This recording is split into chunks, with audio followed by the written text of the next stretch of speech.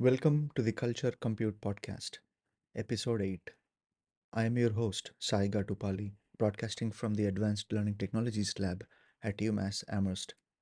Today is August 23rd, and in this episode, we will do a deep dive into the topic that is not just crucial but transformative: neurodiversity in learning sciences.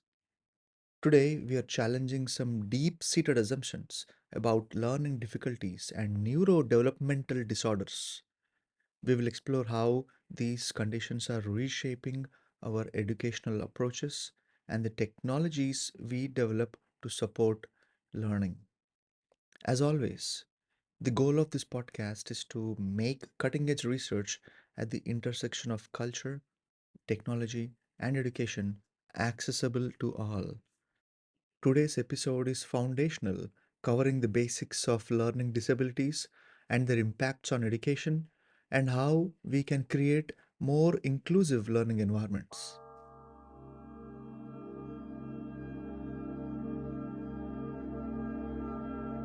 Chapter 1: Understanding Learning Disabilities.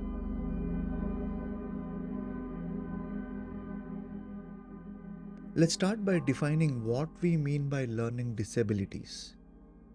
According to the Learning Disabilities Association of America, learning disabilities are neurologically based processing problems that can interfere with learning basic skills such as reading, writing, or doing math.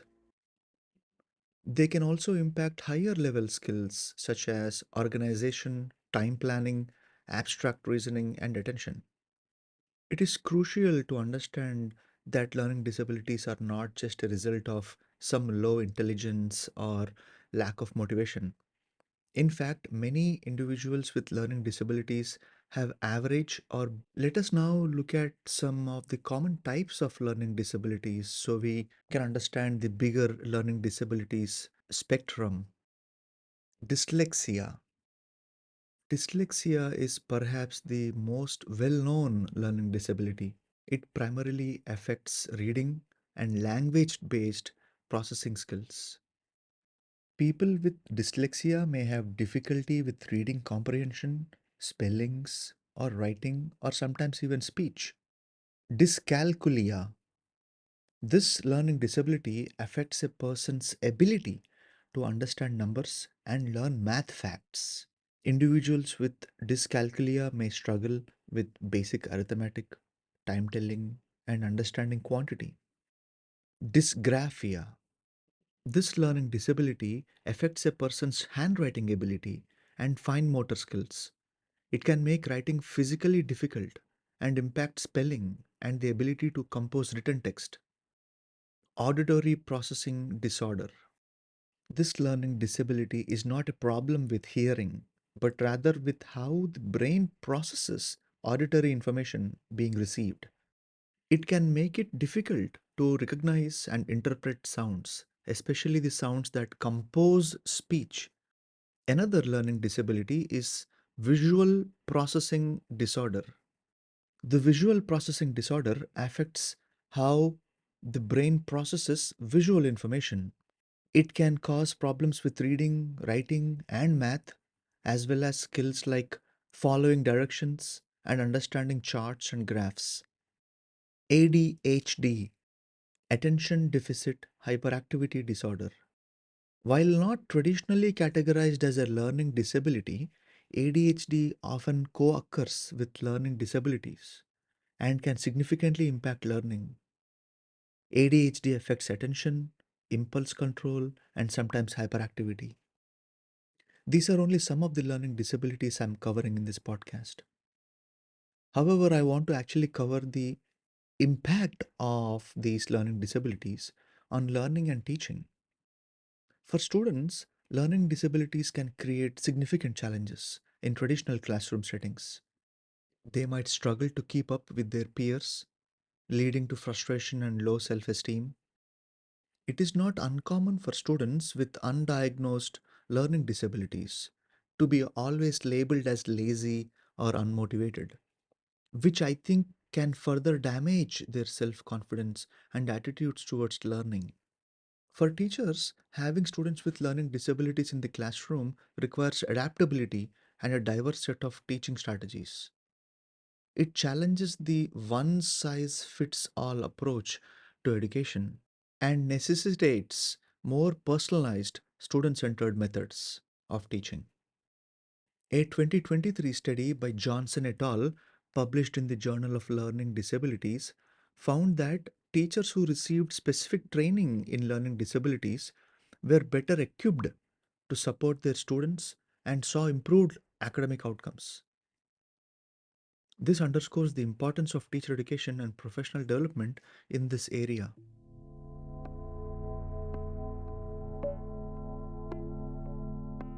Chapter 2: Impact on Learning and Teaching.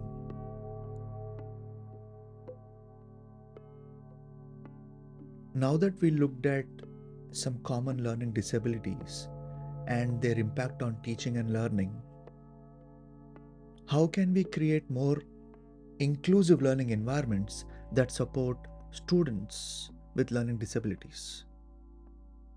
Here are some key strategies.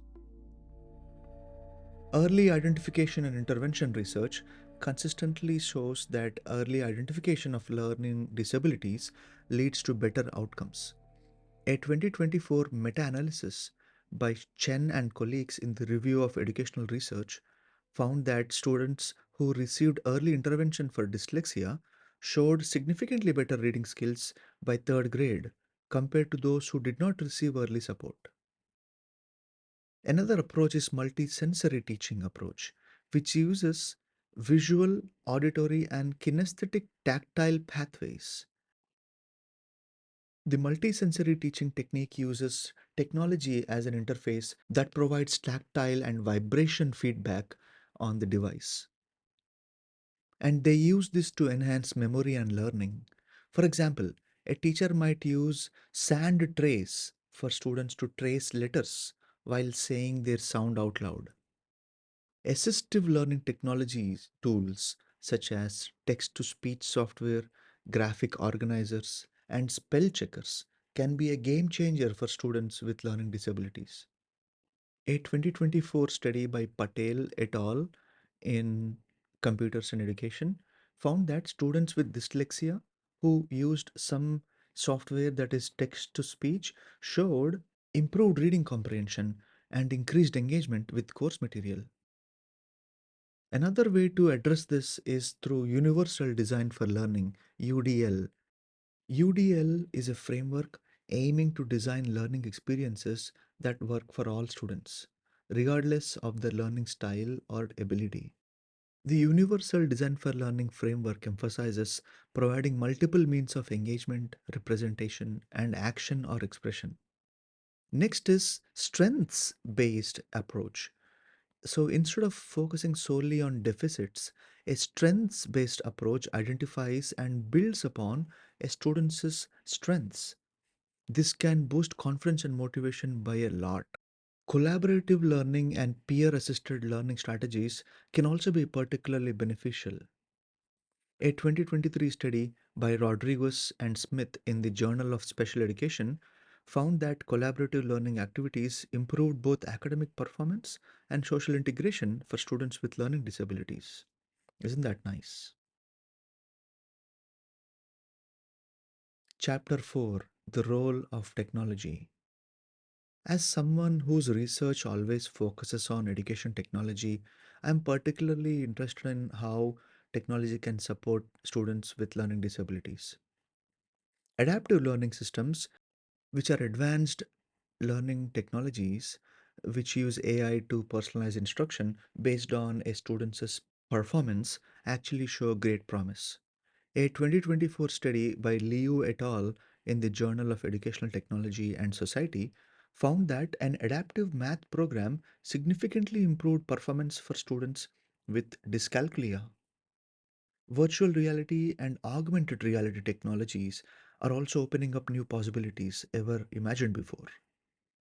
For instance, VR environments can provide safe spaces for students with ADHD to practice focus and attention skills. AR can overlay additional information or instructions, supporting students with processing disorders. These are only some use cases. I'm pretty sure there are many apps out there that do this already. In my own research on culturally responsive game design and computational thinking, we are exploring how game based learning can be tailored to support diverse learners, including those with learning disabilities. By incorporating principles of the universal design for learning and leveraging the engaging nature of games, my research, in one way, is also an instance of a technology that is aiming to create learning experiences that are both effective and enjoyable for all students. Chapter 5: The Role of AI in Addressing Learning Disabilities. Now, I want to explore how these emerging AI technologies, particularly voice enabled AI, can help address the challenges faced by students with learning disabilities. I recently came across a fascinating article from teachonline.ca titled "The Future is Voice. The Days of Websites Are Numbered." While the article doesn't specifically focus on learning disabilities, its insights have significant implications for inclusive education. The article, published in June 14, 2024, highlights a shift towards voice enabled interactions. This trend, I think, aligns perfectly with the needs of many students with learning disabilities. Let me explain why. According to the article, there are seven key reasons why voice interactions are becoming increasingly popular. It's natural. Talking is much more intuitive than typing. It's easier and faster than typing, and it keeps your hands free for other tasks. It is also a familiar way of using technology, especially for users of voice activated devices such as Google Home or Apple HomePods or even Amazon Alexa. Voice also is more convenient than typing, reading, and looking. It also feels more personal as the AI systems are learning about your style and your preferences and are adapting accordingly in real time. Voice is also highly accessible to those with disabilities or exceptionalities or those with dyslexia. And the best part, I think, is that voice enabled AI works just as well as other ways of interacting with an AI tool. This last point is particularly relevant to our discussion today. Voice enabled AI can be a game changer for students with learning disabilities, especially those who struggle with reading or writing. Imagine someone with dyslexia who finds reading traditional textbooks challenging. With voice enabled AI, they could simply ask questions about the subject matter and receive spoken responses. This not only makes information more accessible, but also reduces the cognitive load associated with decoding written text. For students with dysgraphia, again, these are students who struggle with writing, voice and text capabilities could allow them to write essays or complete assignments by speaking. This would enable them to express their ideas more freely without being hindered by the physical act of writing itself. The article from teachonline.ca also discusses the development of expert assistants with deep subject knowledge. For students with learning disabilities, having access to such specialized knowledge bots in a format that suits their learning style could be transformative. I believe these AI expert chatbots could explain complex concepts in various ways, adapting to students' needs and preferences. Now I'm finding myself agreeing with the authors of this article from teachonline.ca. I think their vision of AI enabled voice interactions aligns closely with the principles of universal design for learning that we discussed early on in the episode. By providing multiple means of engagement, representation, and action or expression, I believe the voice enabled AI could help create a more inclusive educational environment. It's a wait and see game.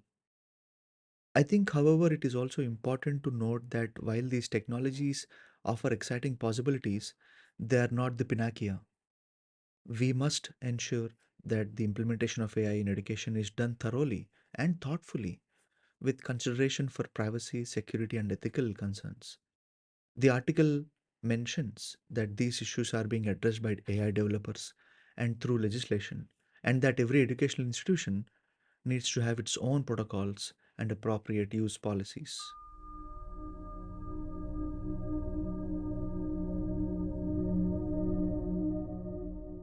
As we wrap up today's episode, it is crucial to remember that neurodiversity is not just about accommodating differences, it's about celebrating them. By embracing the full spectrum of human cognitive variation, as research by Armstrong from 2017 suggests, we can create richer, more innovative learning environments that benefit everyone.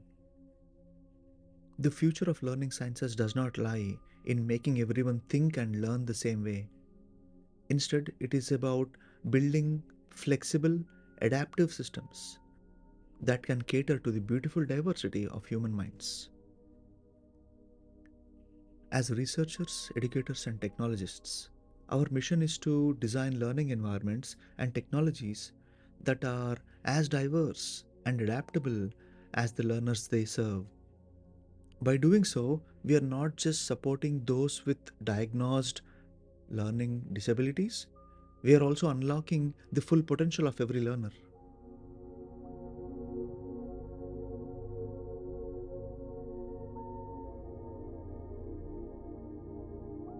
That's it for today's episode of the Culture Compute Podcast.